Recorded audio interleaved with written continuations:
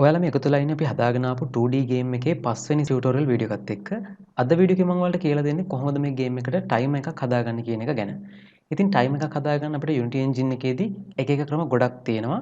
මෙතනදී මම පාවිච්චි කරන්නේ අපි කලින් ඉගෙන ගත්ත තියරි එකක්මයි core routine එකක්. එහෙමත් නැත්නම් I enumerate එකක් පාවිච්චි කරලා කොහොමද අපි ටයිමර් එකක් හදාගන්නේ කියන එක ගැන තමයි අද මම ඔයාලට කියලා දෙන්නේ. මම මුලින්ම මේ ගේම් ඕවර් පැනල් එක ආපහු ඔෆ් කරලා ඊට පස්සේ මම canvas එකට right click කරලා UI මෙතනින් අලුතෙන් මම text element එකක් create කරගන්නවා. මේක මම rename කරගන්නවා timer text විදියට. දැන් මම හදාගත්ත text element එක මේ විදියට screen එක මැද දකින්න තියෙනවා. අපි මේක position කරගමු මෙන්න මේ වගේ top area එකකට. ඒකට මම text element එක select වෙලා තියෙන වෙලාවේදී මෙතන anchor presets open කරලා keyboard එකේ shift key එකයි alt key එකයි press කරගෙන මම මෙතනදී ඒක hold කරගෙන මේ anchor presets වල top preset එක මේ විදිහට click කරනවා. එතකොට ඔයාලට බලා ගන්න පුළුවන් මේ විදිහට text එක මෙතෙන්ට නැත්නම් මේ text element එක මෙතෙන්ට position වුණා. අපි දැන් move tool එක අරගෙන මේක ටිකක් පහළට අරගෙන හදාගමු අපිට අවශ්‍ය විදිහට. හරි. දැන් අපි මේකේ අපිට අවශ්‍ය විදිහට properties හදාගමු. මුලින්ම මම rect tool එක අරගෙන මේකේ size එක මේ විදිහට මට අවශ්‍ය ප්‍රමාණයට වැඩි කරගන්නවා. අපි මේ වගේ ප්‍රමාණයක් තියාගමු. ඔයාලට අවශ්‍ය විදිහට හදාගන්න පුළුවන් කිසිම ප්‍රශ්නයක් නැහැ. මුලින්ම මම font color එක වෙනස් කරගන්නම්. මේ විදිහට completely white දාගන්නවා. ඒ වගේම font size එක තව ටිකක් වැඩි කරනවා. ඊට පස්සේ horizontal සහ vertical alignment මේ විදිහට වෙනස් කරලා අපි මෙතන text එක වෙනස් කරගමු. time විදිහට. right අපි මේ විදිහට තියාගමු. අපිට අවශ්‍ය නම් මේක තව ටිකක් උඩට ගන්න පුළුවන්. හරි. අපි දැන් මේක මේ විදිහට තියාගමු. පස්සේ අවශ්‍ය වුණොත් වෙනස් කරගන්න පුළුවන්. ඊට පස්සේ මම ඊළඟට scripts folder එකට ඇවිල්ලා අලුතෙන් script එකක් create කරනවා. අපි මේකට නමක් දෙමු game manager.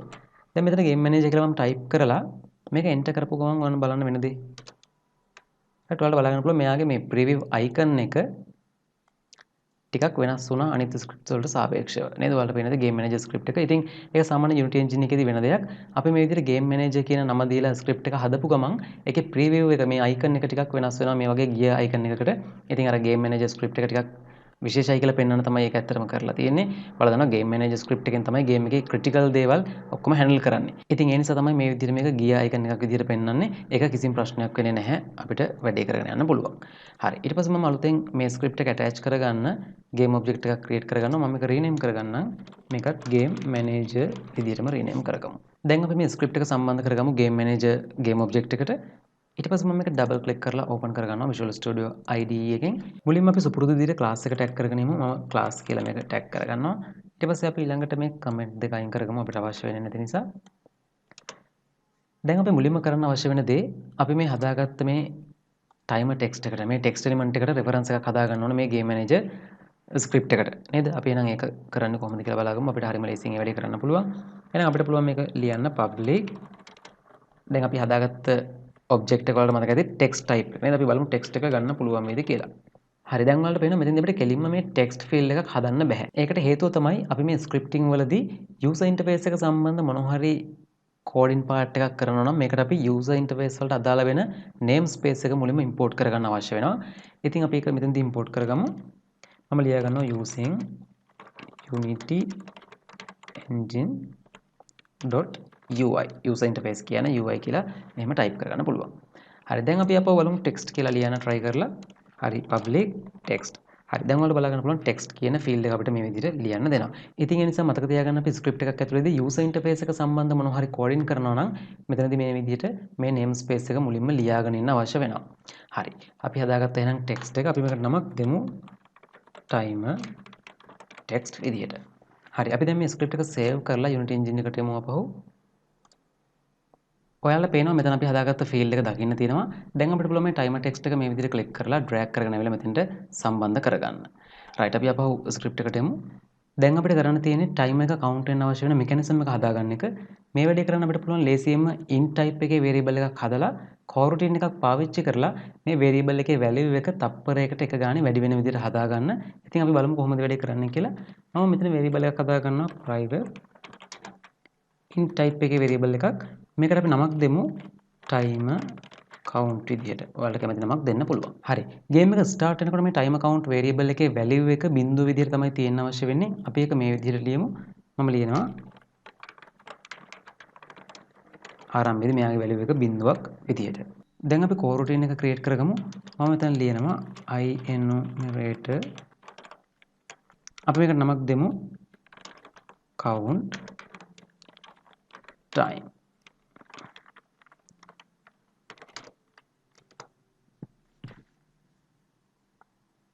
ඊට පස්සේ අපි ලියමු l return new.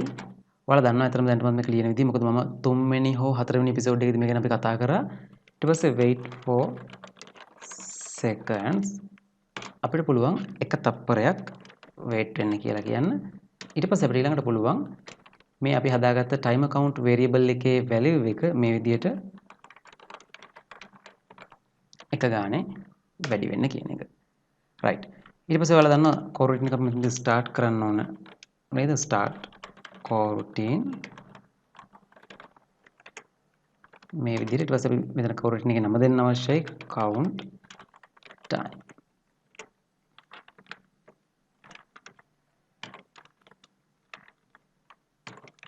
හරි මෙන්න මේ විදිහට. ඒ වගේම අපි start method එක ඇතුළේදීත් මේක call කරන්න අවශ්‍යයි. මේක check කරගන්න අවශ්‍ය නිසා මම මේ access modifier එක public විදිහට දාගන්නම් දැනට. පස්සේ අපි ඒක ආපහු වෙනස් කරමු. හරි දැන් මෙතන time count variable එකේ value එක දාගෙන තියෙනවා. අපි game එක play කරලා බලමු මේක වැඩ කරයිද කියලා. variable එකේ value එක වැඩි වේද කියලා තප්පරයකට වතාවක්. හරි ඔයාලා පේනවා value එක දිගට මේ විදිහට count වෙනවා. නැත්නම් අපි හදාගත්ත count එක වැඩ කරනවා. දැන් අපිට ඊළඟට කරන්න අවශ්‍ය වෙන්නේ මේ time count variable එකේ value එක මෙන්න මේ අපි හදාගත්ත time කියන නැත්නම් මෙන්න මේ timer text කියන UI element එකට සම්බන්ධ කරගන්න එක. අපි බලමු මේ වැඩේ කොහොමද කරන්න කියලා. අපිට පුළුවන් මේ වැඩේට අලුත් method එකක් පාවිච්චි කරන්න. මම හදාගන්න අලුත් method එකක් private void අපි මේකට නමක් දෙමු update UI. ඊට පස්සේ මේක හැම ෆ්‍රේම් එකකම අප්ඩේට් වෙන්න අවශ්‍ය වෙන නිසා අපි මේක අප්ඩේට් මෙතඩ් එක ඇතුළත කෝල් කරගමු update UI මෙන්න මේ විදිහට. හරි අපි දැන් බලමු අපි මොකද්ද කරන්න අවශ්‍ය වෙන්නේ කියලා මෙතනදී. එහෙනම් අපිට කරන්න අවශ්‍ය වෙන්නේ අපි මෙන්න මේ දැන් ක්‍රමයක් හදාගත්ත මේ time count variable එකේ value එක තප්පරේ ගානේ වැඩි වෙන්න. දැන් අපි ඊළඟට කරන්න අවශ්‍ය වෙන්නේ මෙයාගේ value එක මෙන්න මේ timer text එක හරහා display කරන්නයි අවශ්‍ය වෙන්නේ UI element එකක් විදියට. හරියට අපි බලමු කොහොමද එනම් කරන්නේ කියලා. මට පුළුවන් මෙතෙන්ද ලියන්න අපි හදාගත්ත නම පාවිච්චි කරලා timer text dot එකක් තියලා එයාගේ text property එකට access කරන්න පුළුවන් මේ විදියට. ඊට පස්සේ අපිට පුළුවන් time count variable එකේ return value එක මෙයාට සම්බන්ධ කරලා දෙන්න මෙන්න මේ විදියට time count මේ විදියට. හරි මෙතන පොඩි ගැටලුවක් තියෙනවා. ඔයාලට ඒක තේරෙන්නේ නැති මේක නේද text component එකක් නේද? නැත්නම් text type එකක් තියෙන මෙතනදී. මේක int type එකේ variable එකක්. ඉතින් මේ දෙන එකට සම්බන්ධ කරන්න බෑ. ඉතින් මෙන්න මේ වැඩේ කරන්න අපිට පුළුවන් මෙන්න මෙහෙම ක්‍රමයක් තියෙනවා. අපිට පුළුවන් මේ time count variable එකේ අවසානයේ dot එකක් තියලා මේක cast කරන්න to string. right මෙන්න මේ විදිහට මෙන්න මේ function එක පාවිච්චි කරලා අපිට පුළුවන් මේ timer එක නැත්නම් මේ time count variable එකේ value එක මේක int එකක් විදිහට තියෙන අපිට පුළුවන් මේක text එකක් එහෙමත් නැත්නම් සරලම කිව්වොත් අපි දන්න string එකක් බවට පත් කරන මේ toString කියන function එක පාවිච්චි කරලා right අපි බලමු මේක වැඩ කරයිද කියලා Unity engine එකට ඇවිල්ලා හරි අපි game එක play කරලා බලමු මොකද වෙන්නේ කියලා හරි ඔයාලා පේනවා මේ විදිහට උන දැන් UI එක හරි විදිහට update වෙනවා ඒ වගේම ඔයාලා notice කරනවා මෙතන දැන් අර කලින් තිබිච්ච time කියන කොටස අයින් වෙලා ගියා නේද? මෙතන දැන් කෙලින්ම ඉලක්කම තමයි වැටෙන්නේ. නේද? අපි බලමු කොහොමද මේ විදිහට ඉලක්කම විතරක් නැතුව කලින් තිබිච්ච time කියන කොටසත් ඇතුළත් කරගෙන time කියන string එකක් තියාගෙනම මේක count වෙන්න හදන්නේ කියලා.